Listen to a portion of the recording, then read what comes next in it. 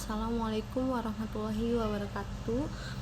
Perkenalkan, nama saya Kiswah Halimah dengan NIM 2203020037. Saya di sini akan melaksanakan tugas HKT 2 yang berjudul Landasan Pendidikan. Latar belakang landasan pendidikan.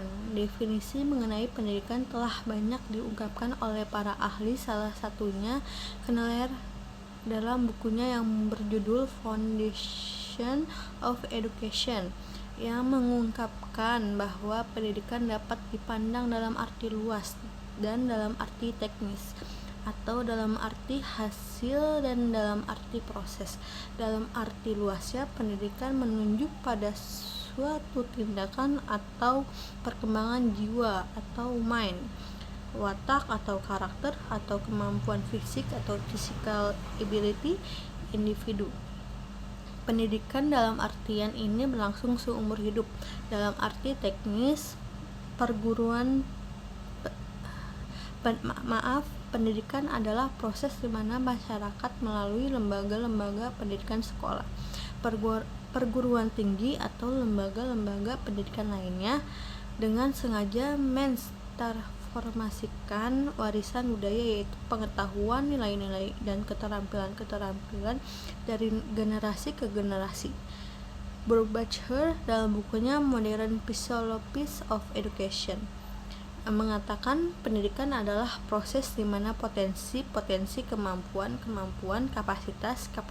kapasitas manusia yang mudah dipengaruhi oleh kebiasaan disempurnakan dengan kebiasaan yang baik dengan alat media yang disusun sedemikian rupa dan digunakan oleh manusia untuk menolong orang lain atau diri sendiri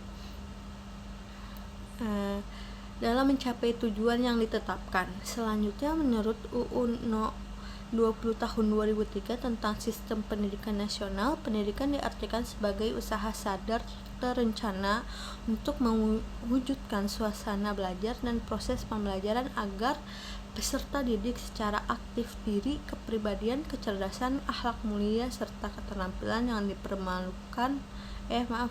diperlukan dirinya.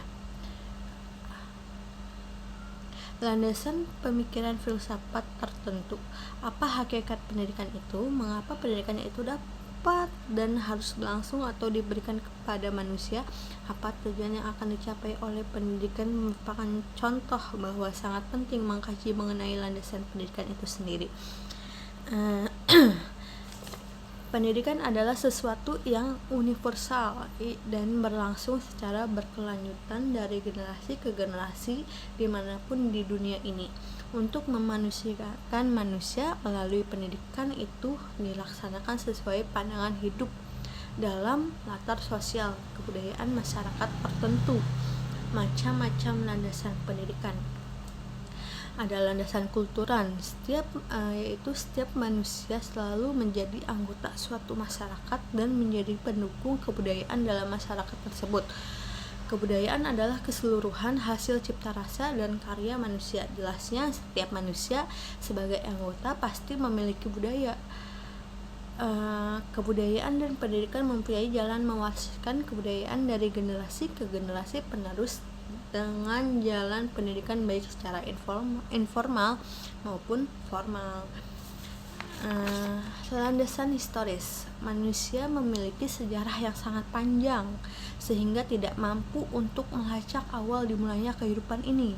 Sejak manusia hidup dan sejak saat itu juga pendidikan ada, dari pendidikan sederhana sampai pendidikan yang sangat kompleks seperti saat ini. Landasan psikologis. Kegiatan pendidikan yang tentunya melibatkan aspek kejiwaan manusia. Pada umumnya, pendidikan akan terkait dengan pemahaman dan penghayatan akan perkembangan manusia, khususnya dalam proses belajar mengajar.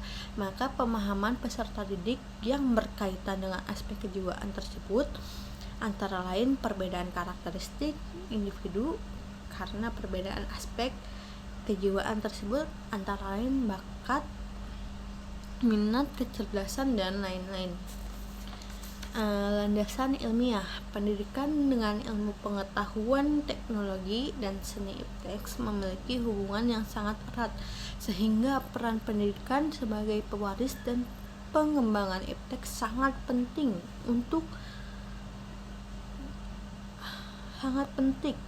Iptek merupakan salah satu hasil dari salah satu usaha manusia untuk mencapai kehidupan yang lebih baiknya lagi. Ada landasan politik. Landasan politik di sini diartikan sebagai cita-cita yang harus diperjuangkan agar tujuan dan cita-cita dapat dicapai, salah satunya dengan pendidikan. Di sini ada juga landasan ekonomi. Dilihat dari kacamata ekonomi, pendidikan dapat dipandang sebagai human investment.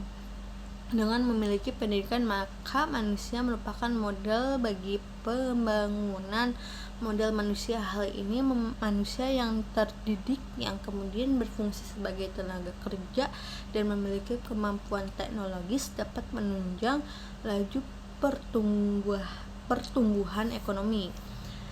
Dan yang terakhir adalah landasan yuridis. Hukum pendidikan bukan sesuatu yang berjalan dalam ruang hampa, melainkan berada dalam sebuah lingkungan masyarakat dan budaya tertentu. Udah cukup sekian, selebihnya saya mohon maaf jika ada kata-kata yang salah. Wabillahi taufiq wal hidayah. Wassalamualaikum warahmatullahi wabarakatuh.